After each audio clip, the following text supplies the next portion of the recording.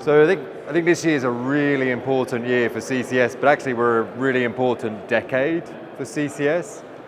You know, what CCS is a really important solution to help the world get to net zero, reduce emissions while providing reliable, affordable energy and the products society needs. And we've got a great opportunity this decade to really lay the foundations for what we need to grow carbon capture storage pretty significantly before 2050.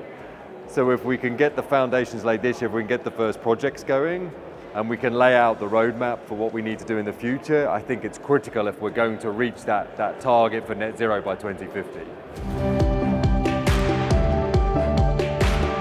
So there's a couple of things that need to change, some really important actions we need to take if we're going to reach our net zero targets. And there's been a lot of that talked about in the conference this week. And I think it's pretty simple. It's that we really need to see the first projects move forward.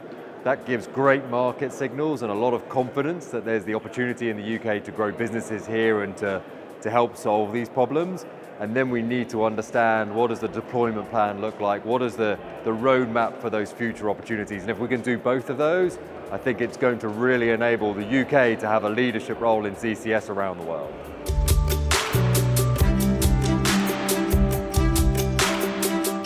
I'm really excited about kind of the CCUS industry and where we are. I think it's been a great conference.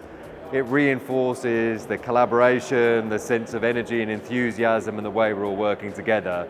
So I feel like the next year is going to be critical because we're going to hopefully see that deployment plan and these first projects move forward. And I think that's really going to enable us to move quickly. As an industry, we need to recognize we need to do more in the next decade than we've done this decade. And to do that, we're going to have to start to put the accelerator down and go even faster. And I think next year will be critical to demonstrate that we can actually do that.